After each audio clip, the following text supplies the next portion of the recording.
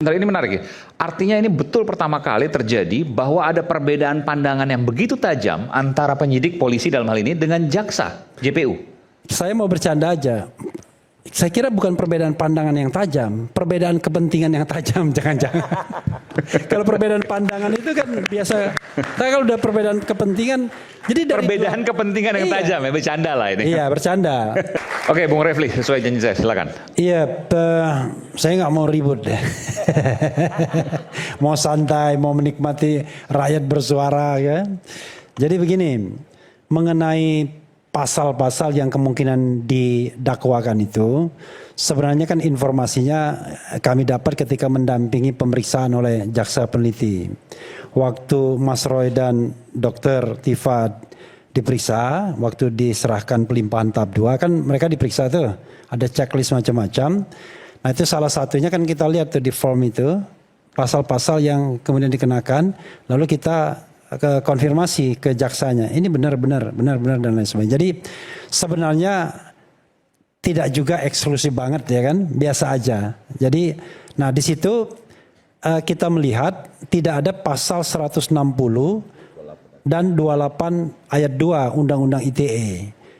Nah, apakah pasal 160 itu di drop sama sekali? Kan kita tidak tahu karena masih ada klaster 1. Ya kan? Rizal Fadila, Kurnia dan lain sebagainya. Itu mereka sependek pengetahuan saya masih melekat pasal 160. Tapi yang kami agak senang, surprise, ternyata di Mas Roy tidak ada lagi pasal 28 ayat 2. Di mana ancaman hukumannya 6 tahun kan sebelumnya. Tetapi dalam KUHP yang baru menjadi 4 tahun. Demikian juga kami lihat tidak ada juga pasal 27A.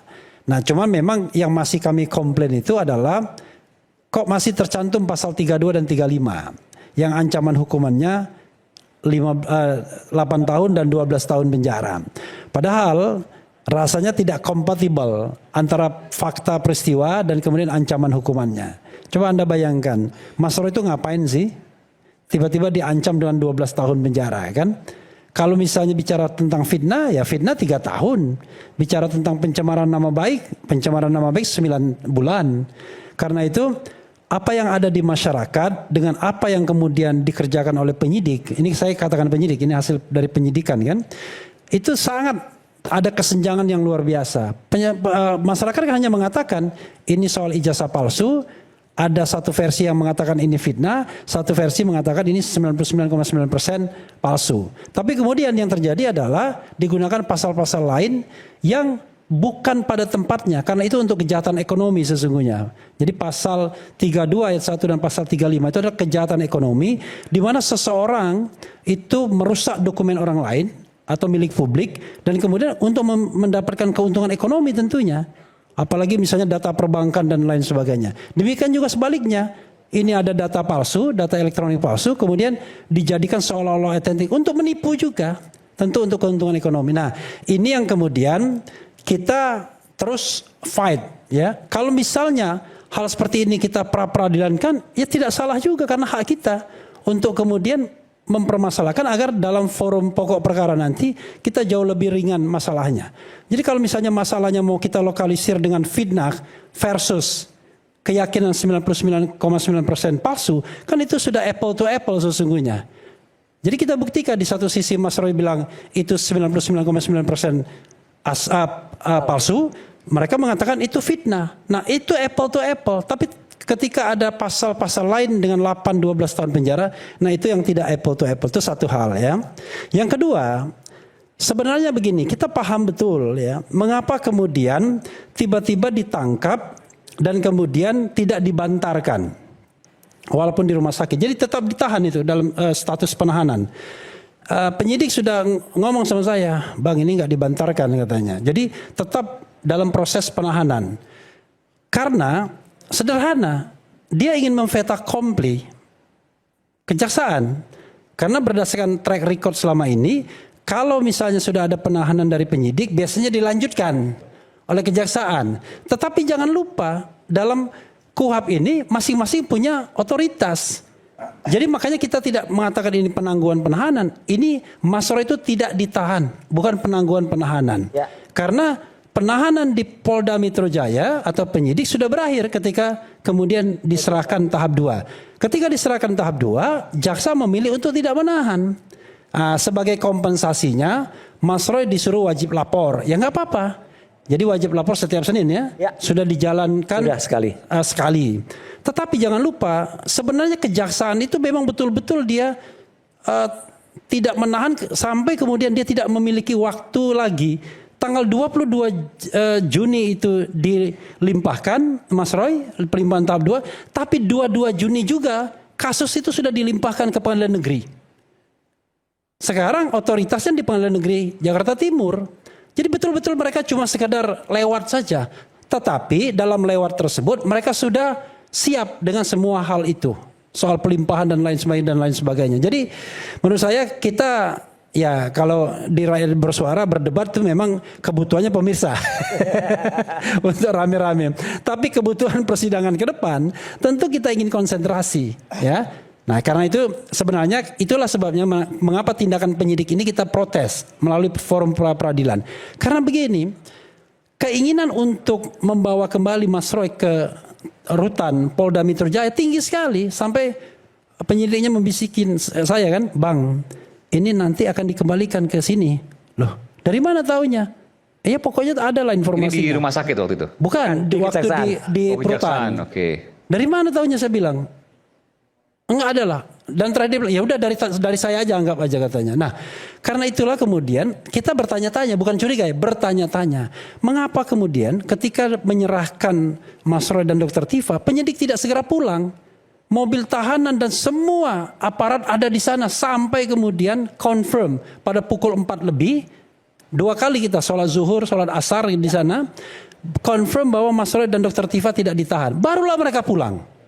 Dan kalau dilihat wajahnya dengan perasaan sedih, dengan perasaan yang kecewa, kan kita kemudian bertanya-tanya, kenapa kemudian, apa alasan yang adequate, yang memadai untuk menahan seorang Mas Roy?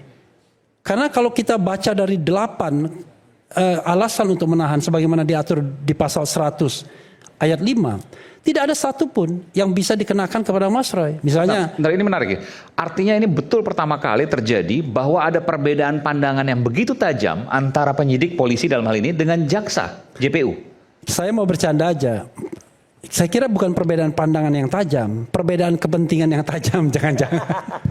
Kalau perbedaan pandangan itu kan biasa. Tapi kalau udah perbedaan kepentingan, jadi dari perbedaan kepentingan yang tajam ya, bercanda lah ini. Iya, bercanda. Dari 8 kriteria itu tidak ada satupun. Mas Roy, apakah berupaya melarikan diri? Kalau dulu dikhawatirkan melarikan diri. Kalau sekarang KUHP sekarang enggak, berupaya. Berarti ada upaya dari pihak tersangkanya. Kalau khawatir, saya mau dalamin lagi, perbedaan kepentingannya apa? Nah, antara penyidik sekarang pertanyaannya, dengan jaksa. Ya, saya kira ahli-ahli analisis politik harus ditampilkan di sini. Oh jadi Aiman ini kura-kura dalam perahu, pura-pura tidak tahu ya kan. Jadi kita tidak mungkin kasus seperti ini tidak ada dimensi politiknya, pasti ada dimensi politiknya. Tetapi saya tidak ingin terjebak pada sebuah spekulasi. Makanya kemudian kita challenge dari jalur hukumnya. Misalnya begini. Apakah penyidik itu, maaf kata ya, saya mau katakan bodoh agak bingung ya. Begitu cerobohnya, ceroboh aja ya, ceroboh asap.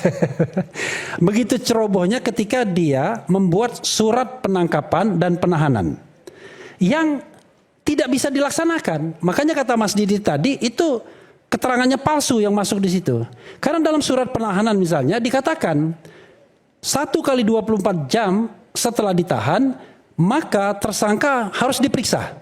Kan nggak mungkin dilakukan lagi, orang sudah P21 sudah completed penyidikannya. Kan gitu. Lalu apa yang kemudian menyebabkan dia harus menahan? Alasan subjektifnya tidak ada lagi kecuali tadi alasan objektif pasal 32, 35 yang saya anggap sontoloyo tadi, ya kan? Nah, karena itu kalau kita tidak bisa menjelaskannya dari sisi hukum, karena hukumnya salah semua, maka kita bicara ini perbedaan kepentingan jadinya, kepentingan yang berbeda. Maka dalam konteks ini saya mengatakan tidak menahan itu jauh lebih menghargai hak asasi manusia, lebih punya aspek humanisme dan lebih hormat kepada yang namanya asas presumption of innocence. Jadi bukan presumption of guilt. Kenapa begitu? Karena ini kan sering saya ulang-ulang sebenarnya. Ini kan kejahatan yang bukan dari sononya kejahatan. Bukan namanya mala in se, tapi mala in prohibita. Jadi kalau misalnya Mas Roy ini perampok, pembunuh, pemerkosa, teroris dan lain sebagainya, wajar ditangkap. Karena kemudian ada satu kekhawatiran yang luar biasa adalah mengulangi perbuatan.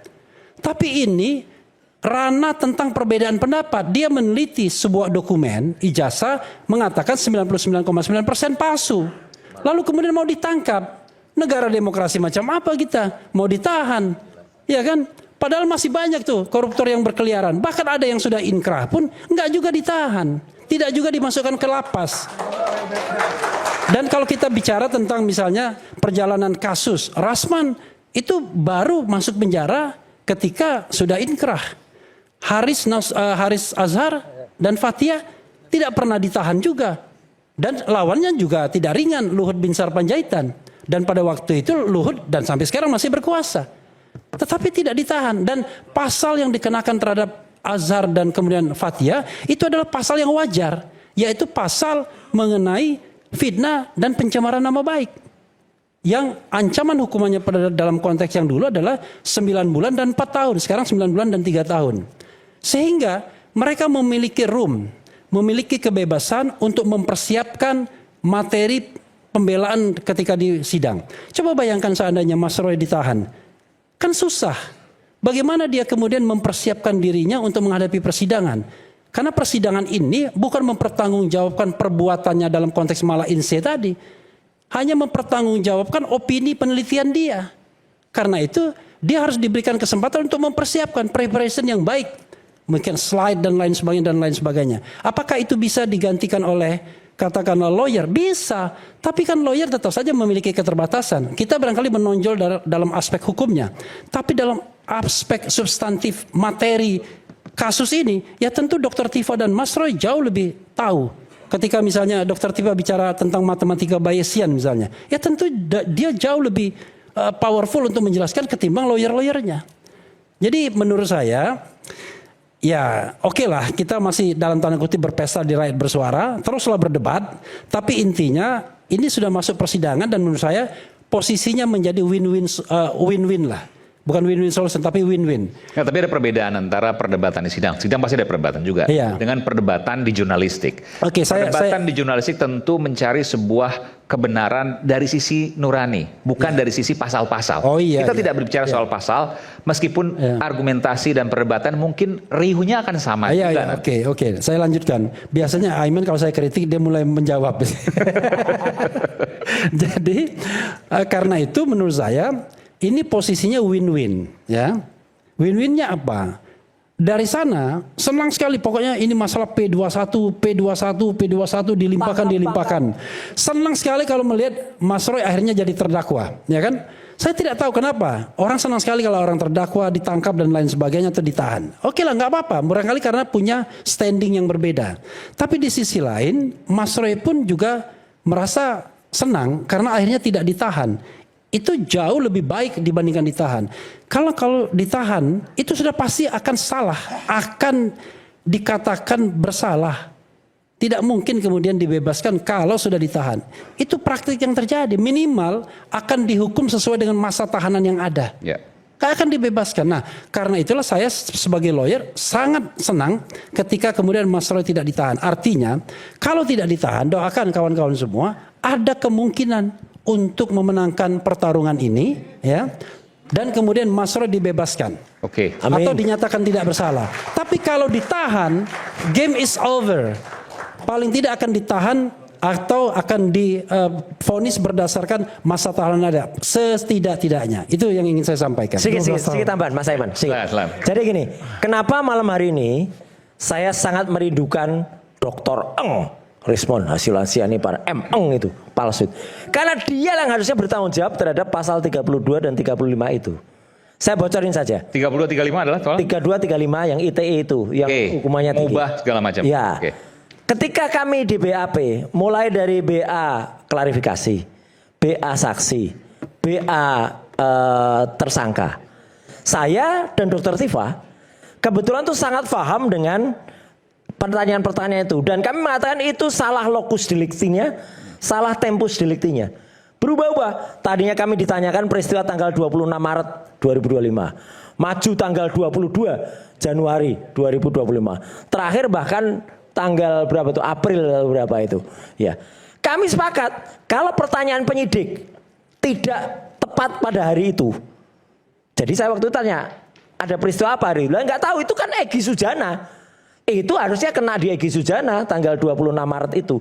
Jelas itu di kantornya TPUA. Yang terakhir saya baru tahu itu di Jakarta. Saya nggak ada di situ. Jadi ketika ada pertanyaan lain, ya saya jawab, saya nggak ada di situ. Yang namanya saksi, itu Mas Aiman dan semua pemirsa Rakyat Bersuara harus tahu. Kita tidak boleh menjawab apa yang tidak kita ketahui. Kita tuh harus bisa menjawab dengan apa yang kita lihat dengan mata kepala kita sendiri. Dan yang kita dengar dengan telinga kita sendiri. Kalau kita justru malah disuruh menceritakan, oh ya, saya tahu di situ ada Egy, kemudian ada siapa, itu namanya kita testimonium di auditu. Kita menceritakan sesuatu yang kita dengar, itu nggak boleh. Saya, Dr. Tifa, menjawab dengan itu. Jadi artinya kami itu hanya menjawab apa yang dikatakan. Orang namanya si Omon ini, sok jago dia. Dia berusaha jawab, saya jawab semua. Gitu. Jadi kami itu diperiksa paling hanya sekitar 3-4 jam selesai. Dan itu si Omon itu 3 hari 3 malam pemeriksaan itu. Dia bangga banget, bodohnya dia sebenarnya. Bangga banget. Jadi dialah yang kena sebenarnya pasal 3. Karena apa? Dia kemudian dikenakan yang soal mengubah agama. Padahal sebetulnya sejujurnya objektif nih teman-teman. Harusnya juga gak kena. Karena yang diperiksa diubah-ubah respon itu adalah gambarnya yang diupload Dian Sandi. Itu objek elektronik. Ijazahnya Jokowi berubah enggak? Enggak. Mau itu ijazahnya asli atau ijazahnya palsu, ijazah fisik yang dibawa-bawa itu nggak ada sentuhan, nggak ada sentuhan ke situ. Jadi nggak boleh itu ada apa-apa. Tapi karena itu kemudian dikenakan 3235 dan kemudian dia pas acara ditanyakan pada saat itu misalnya pas Rakber ada Roy Suryo tidak ada, kan pernah kami tampil bertiga itu digunakan sebagai bukti. Jadi saya ikut. Harusnya begitu si Omon itu respon dokter palsu itu kena apa SP3 dan kemudian kena RJ ya. Dia dicabut, ya harusnya 3235 dicabut lah. Kok orangnya yang melakukan 3235 dicabut, kok pasalnya ditinggal tuh ke kita. Ibaratnya kita bertiga melakukan, ini ilustrasi yang gampang. Kita bertiga melakukan tindakan pembunuhan misalnya. Saya hanya datang, Dokter Tifa apalagi ngiri gitu misalnya. Respon yang bunuh, tapi ada 3 orang di situ. Terus responnya diampuni. Lah kok kami yang dituduh membunuh sekarang? Dengan pasal itu ilustrasinya. Ya. Jadi artinya, sebentar. Okay. Kamu nggak punya legal standing, nggak usah. Lah giliran saya kapan saya ngomong? Makanya. Kalau Anda bicara terus. Makanya saya harus menjelaskan juga kepada masyarakat. Udah toh. Ini jangan dijadikan ini trial by media. Gitu loh. Bohong. Kita harus memberikan informasi yang punya kartu jelas untuk itu. Palsu nih. Kartu avokat palsu. Apa hubungannya? Ya, ini itu bukan kartu avokat. Ini Sekjen Peradi Bersatu ada di sini. Orang ini suruh diam bisa enggak? Biar saya bicara. Enggak bisa biarkan bicara. Kita bisa ngomong. Kenapa kita bisa ngomong? Bisa ngomong. Kenapa? Jadi gini Mas Aiman. Anda mengatakan untuk respon itu, Anda sendiri melakukan juga yang namanya manipulasi data. Gak usah lah. Bagaimana ijazah dibandingkan dipotong-potong? Jelas itu. Berikan saya waktu. Nah, jadi ya Bung Rismon itu diampuni karena pasal itu sesungguhnya muncul karena Bung Rismon itu kira Anda. Nanti bisa dijawab oleh Bung Rifai. Dan gini, artinya sekarang pasal mengubah-ubah dokumen elektronik itu ada di Bung Rismon. Iya, Bung karena dia dituduh oleh si Joshua Sinambela yang jadi ini balik lagi. Kita dengar. Ini balik lagi. Saya lihat YouTube-nya Joshua Sinambela. Dia menjelaskan dengan detail banget soal itu, mengubah itu. Ya itu clear. Yang paling berat itu dia. Kalau dia ternyata RJ dan kemudian sudah di SP3. Lah itu tadi yang membunuh paling keras itu dia. Ya. Sedangkan 3 ini tidak, yang 2 tidak. Makanya malam hari ini seluruh pemirsa Indonesia menyaksikan respon Hasyolan Sianipa itu sudah dipasang di bannernya iNews. Harusnya dia datang malam ini. Pengecut respon gak datang, dokter palsu itu gak datang. Itu. Terima kasih. Bung Rifai, bentar. Mau jawab dulu soal nanti baru. Ini karena pasal 3235 kan LP-nya Pak Jokowi, jadi izinkan juga memberikan klarifikasi. dengan kalau lawyer asli silahkan. Dengan tetap menghormati asas praduga tak bersalah. Ya, jadi sampai hari ini belum ada yang dinyatakan bersalah. Semua boleh menyangkal pasal-pasal tersebut, tapi izinkan kenapa kami menerapkan pasal 3235. Karena memang faktanya dalam pandangan kami yang dilakukan rekan-rekan ini tidak hanya sekedar melakukan fitnah secara lisan, tapi menggunakan kemajuan teknologi IT. Dan kalau nggak salah satunya juga kan di televisi ini ya, mereka beratraksi dengan berbagai aplikasi sampai meyakinkan publik bahwa ijazah ini palsu. Bahkan ijazah ini punyanya Pak Dulmatno. Nah itu yang memang menjadi pertanyaan buat Pak Jokowi sebagai korban. Apa benar kemajuan teknologi itu bisa membuat ijazah saya jadi miliknya Dulmatno?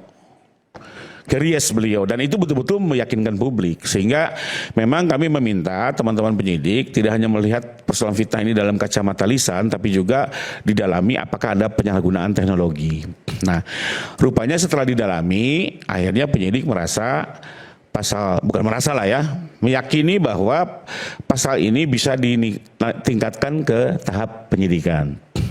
Sehingga dia sudah mengumpulkan pembuktian terkait pasal 32 dan 35. Termasuk juga bagi satu lembaga hukum yang dianggap kepentingannya lain tadi, ya, yang tidak melakukan penahanan juga dia sepakat bahwa pasal 3 dan 2335 ini bisa untuk diuji di persidangan. Artinya sudah memiliki alat-alat bukti yang cukup. Dengan tetap menghormati asas praduga tak bersalah. Tapi artinya adalah laporan yang kami lakukan juga bukan tanpa dasar. Karena sudah ada dua lembaga hukum, baik penyidik maupun penuntut umum, memiliki confidence untuk bisa membawa ini ke persidangan. Nah, nanti tinggal kita lihat apakah ini bisa dibuktikan atau tidak, apakah ini bisa menjadi dasar vonis atau tidak. Kita hormatilah dengan proses hukum yang sedang berlangsung, perdebatannya muncul, dialektika yang muncul, karena kembali lagi kan, ini sesuatu yang baru nih Bang Aiman ya. Karena sejujurnya kalau nggak pakai IT, banyak orang nggak yakin. Gitu ya. Tapi dengan IT, maksudnya? Iya dengan IT ya. Nah salah satunya tadi kan Bang Roy, mohon maaf nih, bilang undang-undang ITE maksudnya? Ya undang-undang ITE dengan kemajuan teknologi ya, dengan aplikasi atraksi itu loh. Ya, oke. Tadi kan Bang Roy bilang itu urusannya Bang Rismon. Saya terima kasih. Berarti paling tidak Bang Roy sudah mengakui memang salah satu tersangka yang akhirnya mendapat RJ juga memang dari perbuatan-perbuatannya sudah nyerempet-nyerempet di 3235. Kalau dalam kami sih kami yakin ya, tapi itu sudah akui. Nah, tapi jangan lupa juga Bang Roy bahwa ada juga satu atraksi di mana Bang Roy yang bilang justru dengan atraksinya ini punya Dulmatno. Itu dilakukan oleh Bang Roy, bukan oleh Bang Rismon. Dan itu masuk 3235 juga menurut Anda? Iya, semuanya di 3235. Nah, kembali lagi teman-teman jaksa kan juga sudah meyakini ini sudah menjadi konsumsi persidangan. Menurut saya kita jangan terberes. Silakan aja di sidang diuji ya, lakukan pembelaan sebaik-baiknya, para ahli juga turun, dan mohon izin kami juga sudah ada ahli-ahli yang nanti akan turun yang memang selama ini juga belum pernah muncul di media ya. Makanya nanti menarik lah dalam persidangan ini bisa menjadi lesson learn buat banyak pihak ya. Di mana ahli-ahli nanti ada ahli IT, ada ahli digital forensik, ada ahli macam-macam lah ya, ada sekitar 20 orang dan dari berbagai kampus terkemuka, nanti biar diuji lessonnya diambil. Nah, perlu digarisbawahi apakah kami menerapkan LP ini tuh mau mencari hukuman seberat-beratnya. Nah, ini saya perlu sedikit bantah. Ya. Dari awal Pak Jokowi secara konsisten pelaporannya ini hanya untuk membuat terang terkait dengan persoalan ijazah yang sudah bertahun-tahun menjadi konsumsi publik dan membuat publik bingung. Di sisi lain buat dia betul-betul boleh dibilang mengoyak kehormatan dan nama baiknya. Ya, karena bagaimanapun mohon izin Bang Aiman, buat Pak Jokowi ini kan peristiwa 45 tahun yang lalu ya. Sebagai seorang pelajar beliau bertanggung jawab menyelesaikan pendidikannya dalam kondisi keluarga yang terbatas, hidup di bantaran kali, orang tuanya pun terbatas ekonominya, tapi beliau bisa menyelesaikan tanggung jawab belajar sampai masuk kampus yang terkemuka. Kampusnya Bang Refli Harun juga. Ini kan satu prestasi. Termasuk juga orang tuanya dengan segala keterbatasan ekonomi mampu mengantarkan pendidikan anaknya hingga S1, ini juga satu kebanggaan. Nah, ini yang menurut Pak Jokowi ini kan fakta yang memang harus dinyatakan kepada publik dan nggak bisa orang seenaknya memutar balik ini begitu saja ya. Mungkin buat sebagian orang kuliah hal kecil, ijazah hal kecil, masuk UGM hal kecil, tapi sejujurnya buat Pak Jokowi di 45 tahun yang lalu ini satu kebanggaan yang memang ingin diperjuangkan. Nah, terkait apakah mau hukuman berat atau tidak, beliau klarifikasi berkali-kali. Concern saya bukan kepada siapa pelakunya, berapa besar hukumannya. Bahkan di sidang beliau bilang juga beberapa kali, Saya akan nyatakan di sidang, kalaupun terbukti bersalah, saya akan minta hukuman seringan-ringannya. Ini concern beliau. Dan ini bukan hanya Omdo, Bang Roy. Caranya? Sorry ya, ini bukan Bang Roy, bukan Omdo. Kita saksikan sendiri di penyidikan, beliau kasih RG kok kepada tersangka yang paling, saya kalau kalimat saya paling kasar dan paling keras sekalipun, Pak Rismon dikasih RG. Artinya bukan itu yang dia cari. Dia bukan menang kalau orang masuk penjara. Nah, jadi jangan pernah khawatir dengan pasalnya. Kebetulan pasalnya berat. Tapi nanti kita lihatlah. Waktu akan menjawab. Apakah itu yang dituju oleh Pak Jokowi? Bentar gini. Ini kan 12 tahun. Gimana kemudian nanti ketika persidangan berjalan lalu Pak Jokowi bisa mempengaruhi pasal tersebut hukumannya? Bang, hari ini KUHP yang baru. Nah ini biar oke, silakan. Salah satu keistimewaan KUHP yang baru itu orientasinya tidak lagi pemenjaraan, Bang. Ya, hukumannya itu sudah sangat berubah jauh ya. Hukuman percobaan, hukuman kerja sosial, ada juga plea bargaining, ya permintaan maaf. Ini semua bisa berubah bentuk pemidanaan. Jadi ancamannya 5 tahun ya, bisa. Jadi tidak serta merta bahwa wah ini harus hukumannya berat segala macam, enggak juga. Ya ini tergantung nanti hakim bagaimana memutusnya. Jadi itu kembali lagi ke kewenangan hakim dan domain Pak Jokowi di sini di mana? Apakah bisa mempengaruhi pemaafan? Dan itu bisa sebagai korban mempertimbangkan hakim ditanya. gitu. Sebagai korban bagaimana menurut Anda keadilannya? Kalau beliau misalnya menyatakan saya yang penting ini terbuka terkait pemidanaan hukuman kalau seringan mungkin misalnya gitu. Buatlah seringan mungkin ya. Itu akan menjadi catatan buat hakim. Di banyak sidang pun seperti itulah. Ini kan kita sudah beritikasi beberapa kali. Jadi ini menjadi concern dan ini bukan Omdo, Bang. Iya. Diberikan RJ seorang Rismon. Saya orang yang sorry aja waktu itu dalam posisi tidak setuju. Tapi diberikan RJ dan itu masuk Bung kloter Rifai sempat nggak setuju waktu Bung Rismon diberikan ya, RJ. karena di kloter pertama nggak bersikap. Bang Egy, Bang DHL, mohon maaf loh, mereka ini justru pionirnya ya. Sebelum teman-teman ributin ijazah, mereka 2023 menggugat, ketemu saya juga di Jakarta Pusat gitu ya. Nah ini pionirnya aja udah mundur, yang lain masih tim riang terus sibuk ya. Udah mau deket ujung, masuk lagi Bang Rismon. Ini orang kok serius atau enggak kan begitu kan? Tapi ya kembali lagi Pak Jokowi begitu legowonya. Artinya ini bukti, ini fakta. Bukan itu yang beliau cari ya. Jadi beliau tidak cari menang kalah. Beliau ingin persoalan ini soal terang benderang, publik lagi tidak terhasut dan mudah-mudahan persoalan jaksa ini menjadi clean and clear. Only that. Jadi ini perlu dikasih tahu. Sedikit. Begini. Jadi kalau RJ di pengadilan itu kita melihat 361 huruf D ya, pasal 361 huruf D udah tidak mungkin. Dengan menggunakan KUHP baru, artinya tidak bisa RJ di pengadilan karena bukan RJ tapi memberikan permohonan kepada hakim, tolong Mas Roy, Dr. Tifa jangan dihukum berat-berat, ringan aja. Menurut apakah Pak Jokowi bisa menyampaikan itu dan dipertimbangkan oleh hakim? Itu pertimbangan hakim adalah independen, nggak bisa. Tapi saya perlu tadi garis bawahi ada beberapa hal. Itu kalau yang namanya pelapor tidak pernah bisa mengajukan ahli. Saya agak bingung tadi. Ahli diajukan pelapor, yang bisa adalah dari tersangka atau terdakwa. Jadi itu nggak ada. Jadi makanya saya lagi bingung. Ini pelapornya mengajukan ahli dari mana? Kalau saya jelas, saya diajukan oleh Mas Roy, gitu loh. Jadi kami telah mengajukan ahli. Tadi itu kan pelapor. Nggak ada itu hukumnya. Makanya jadi bingung saya tadi. Saya pengen nanya. Satu, yang kedua, ini pasal 35. Ini saya bacakan nih. Setiap orang dengan sengaja dan tanpa hak atau melawan hukum melakukan manipulasi, penciptaan, perubahan, penghilangan, pengerusakan informasi elektronik dan atau dokumen elektronik dengan tujuan agar informasi elektronik dan atau dokumen elektronik tersebut dianggap seolah-olah data yang otentik, bukan menjadi milik orang lain. Tadi dibilang kan tuduhannya menjadi miliknya siapa tadi?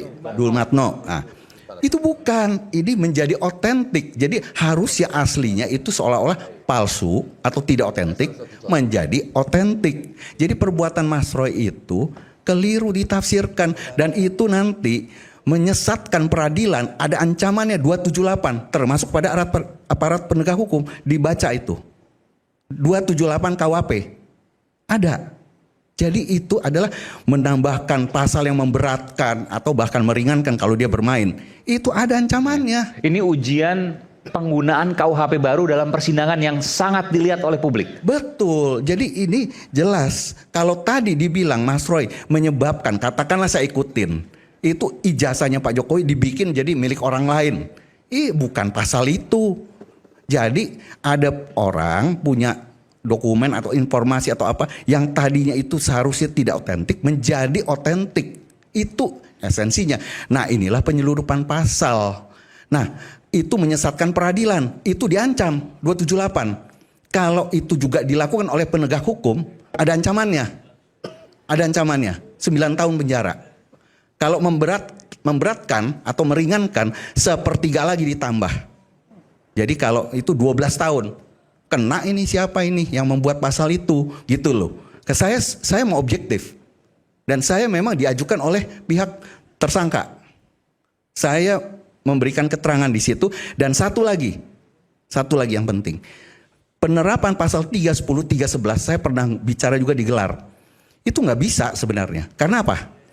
310 artinya Mas Roy mencemarkan nama baik.